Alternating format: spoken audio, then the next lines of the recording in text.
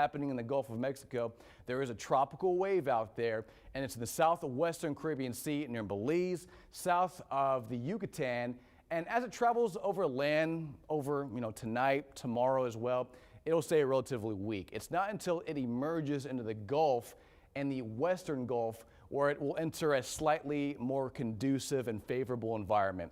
From there, it could take on the name either Nicholas or Odette, and that's only because there's another tropical wave in the Atlantic that's battling for the name Nicholas right now. So let's show you what it looks like. Nothing impressive. There's just an area of showers and storms near Guatemala that are moving northwest, and this area of shower and storm activity will enter the Gulf, and again, a better environment where it could strengthen and intensify as early as Sunday.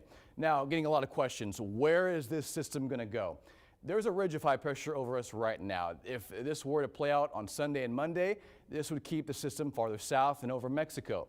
But watch what happens into Saturday and Sunday. It slides farther eastward and extends its reach over the eastern coast in Florida and Louisiana. And remember, around high pressure, it spins clockwise. That's what the winds do around ridges of high pressure.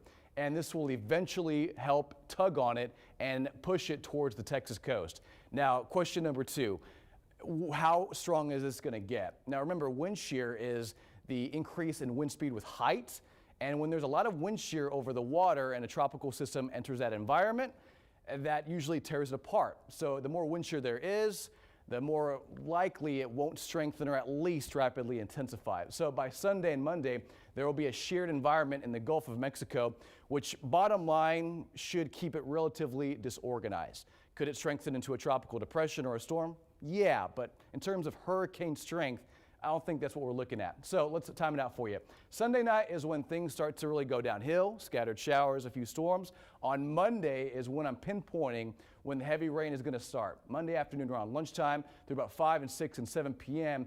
This low will be offshore, and on that northeastern side is when we're going to get a lot of heavy downpours that move into the coastal bend. And then notice by Tuesday, this system moves out quickly towards Houston, which will shift the flooding threat farther northeast away from us. So that's the good news. It's not going to be a slow mover. It's going to be fast. 4 to 7 inches of rain to the northeast for rainfall totals. On average, if you are farther west, you'll receive less rain. The closer you are to the coast, you'll see more rain, and on average 2 to 4 with a few isolated pockets that could certainly see upwards of 5 to 6 inches of rain. So the good news in the 7-day forecast, it's between Sunday and Tuesday.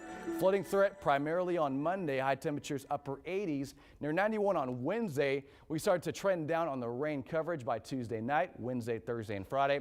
So have the umbrella handy, guys, and be careful when you're driving out on Monday as you head out to work, because there will be rain and storms around with cooler temperatures in the middle to upper 80s. Mike. All right, Ryan, thank you so much.